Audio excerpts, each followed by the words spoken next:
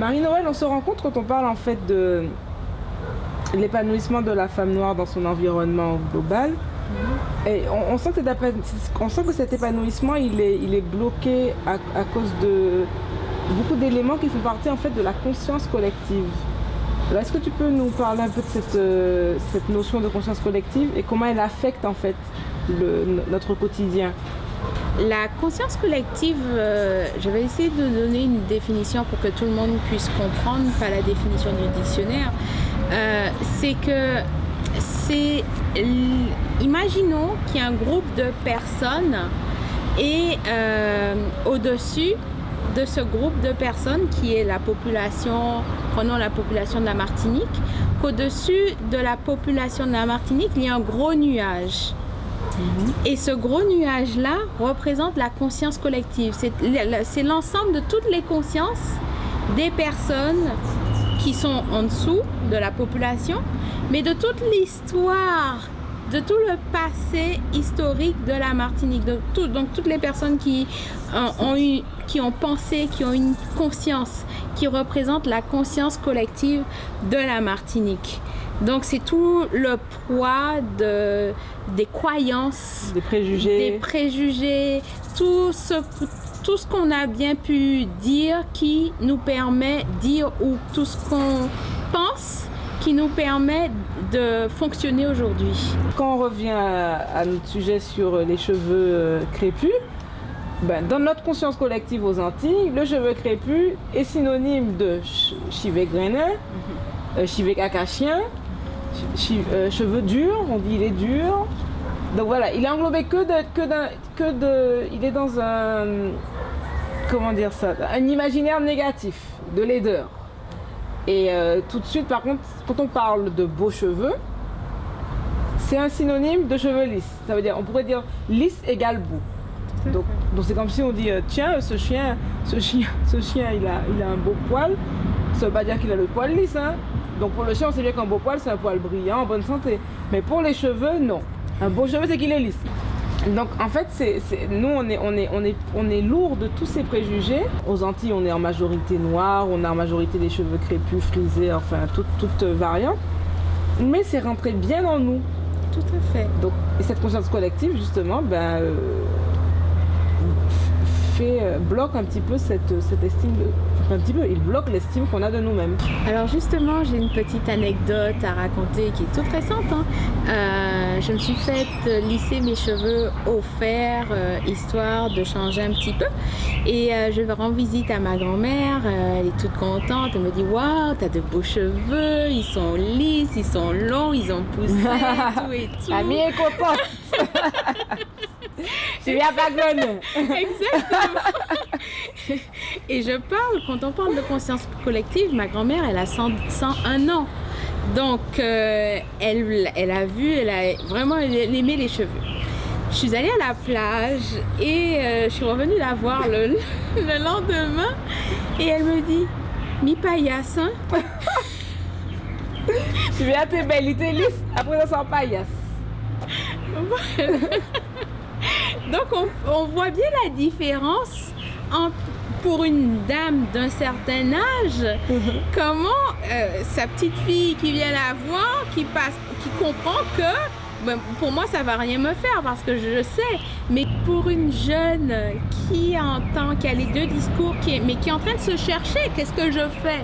Quel choix je fais? Je garde mes cheveux naturels ou je les défrise?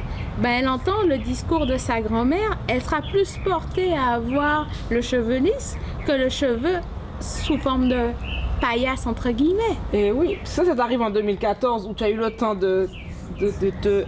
Je sais pas comment dire en français, mais bon, tu as un empowerment, tu sais ce que tu veux, ce que tu vaux, tu connais tes convictions et ça t'a pas déstabilisé. Tout à fait. Mais imagine que tu étais au début de te dire bon, je vais revenir au naturel et que tu aies des réflexions de ce genre, ça te déstabilise. Donc d'où l'importance de l'empowerment. Et ça me rappelle une anecdote aussi d'une dame qui me raconte qu'elle a une très bonne amie. Donc c'est une femme qui a des cheveux crépus courts, qui fait des fois des tortilles, des choses comme ça. Et sa copine, son amie lui dit, c'est une dame d'une cinquantaine d'années, hein, donc son amie lui dit, ah là là, qu'est-ce que tu es belle avec tes cheveux comme ça et tout, c'est magnifique, quel style, tout ça. Elle lui dit, ah merci et tout.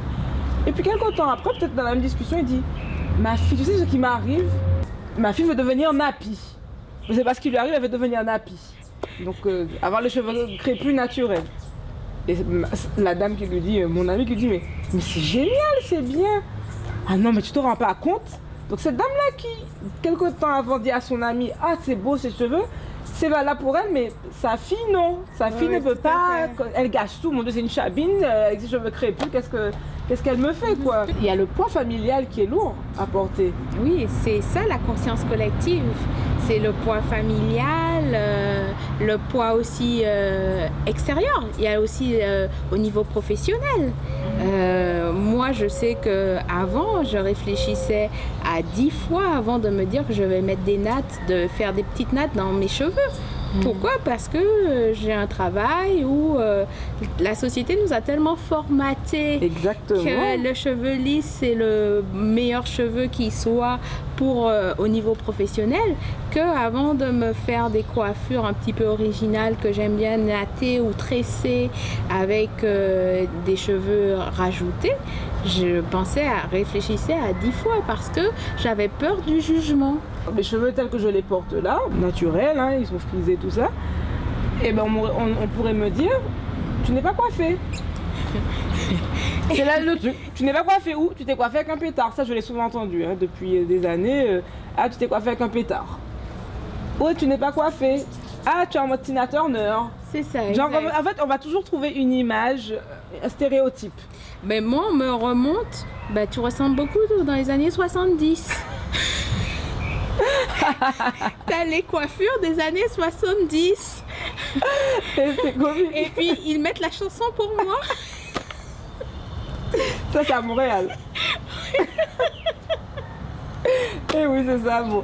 Après, moi, je suis flattée qu'on me compare à Tina Turner, par exemple, parce que je trouve que c'est une belle femme. Et si je pouvais être à 70 ans comme elle est là, ouais, tout à fait. Je serais contente. Mais c'est juste au niveau des comparaisons, quoi. Les gens, ils se disent pas que c'est naturel. Et tant que tout le monde n'aura pas admis que c'est naturel, on va continuer à comparer. Jusqu'à ce qu'un jour, quand quelqu'un aura les cheveux défrisés, on va lui dire « Comment? Mais qu'est-ce que tu as fait dans tes cheveux ?» Et voilà, donc c'est tout ce poids qu'il faut porter, voilà, alléger cette conscience collective de choses négatives et la remplir de choses positives. Mais je trouve quand même que les choses ont beaucoup évolué depuis, on remonte à 10 ans. Tu verrais beaucoup moins de femmes naturelles qu'aujourd'hui. Donc c'est en évolution, la culture est en train de changer à ce niveau-là. Les femmes comprennent beaucoup plus que leurs cheveux naturels les représentent. Et puis on constate aussi que plus tu défrises tes cheveux, plus tu dépenses de l'argent. Si on commence à parler de la question financière, c'est une industrie énorme. Hein? C'est ça. Ça veut dire parce que qui dit défrisage dit comme il va détruire le cheveu, donc la coiffeuse va te dire il faut faire un bon soin. Un bon soin, c'est quoi? Il faut acheter la gamme, une gamme spécifique. Tout à fait. Pour ton cheveu que tu viens de détruire. Je viens de te détruire ton cheveu, donc tu vas acheter des soins pour que tu le reconstruises. Mais dans 3 mois, tu vas revenir détruire tes cheveux. Et entre tous les 3 mois, entre chaque destruction, tu vas faire un soin. Tout à fait. On pourrait résumer les choses comme ça. Hein. Et il y a des gens qui défrisent chaque mois. Tout ça parce qu'ils ne veulent pas voir la petite pointe de repousse. Ouais. C'est tout petit, mais non, il ne faut pas avoir de repousse. C'est pas naturel.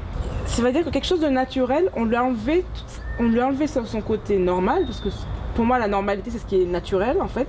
Un arbre qui pousse avec de l'eau, c'est normal. Voilà, il a plu, l'eau de pluie coule dans la rivière, c'est normal parce que c'est naturel. Donc un cheveu qui est normal parce qu'il est naturel, on l'oublie complètement ce côté naturel et en fait c'est comme si on apprenait une nouvelle chose. Il faut apprendre à s'en occuper, il faut apprendre à l'accepter alors qu'on est né avec, hein, naturellement.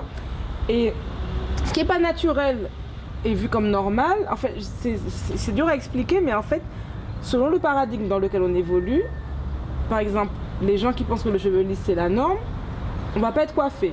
Tout d'un coup, on va se retrouver dans un univers de cheveux naturels, de réunions, de conférences, de nappies, tout ça. Et dans cet univers-là, on se trouve toute normale, entre guillemets, mais dès qu'on sort de cet univers, de ce paradigme, ah, ça va plus. Donc c'est pour nous montrer que dans la vie, c'est valable pour beaucoup de choses, tout est une question de perception. Et on va être mal à l'aise dans un environnement et très à l'aise dans un autre. Mais ça aussi, c'est la question d'acceptation. L'évolution qui est en train de se passer pour la femme noire aujourd'hui, qui porte plus son cheveu naturel qu'avant, on pourrait se demander, est-ce que c'est un phénomène de mode ou c'est un phénomène d'acceptation? Les coiffeuses, quand elles vont en institut, elles apprennent à coiffer sur des différentes perruques, mais il n'y a pas de cheveux crépus. Donc même une coiffeuse noire qui va en institut, qui apprend son métier, apprend à coiffer tout type de cheveux, sauf le cheveu crépus. C'est ça. Donc elle est déstabilisée, et beaucoup de personnes racontent, en Martinique, même en Guadeloupe, on va chez le coiffeur, ils se disent oh là là, elle va me coûter cher parce qu'elle a elle a plein de cheveux, donc beaucoup plus de produits. Ou bien non, je sais pas coiffer ça, il faut lisser. Tu veux pas faire un wave? Voilà, Oui, les coiffeuses même en Martinique, pas toutes, mais la plupart, se disent mais c'est quoi ce cheveu étranger que je ne connais pas? Je n'ai jamais vu ce cheveu-là. Mais en fait, elles ont oublié ce que c'est. Oui. Et elles en ont peur parce qu'elles ne se sont pas habituées.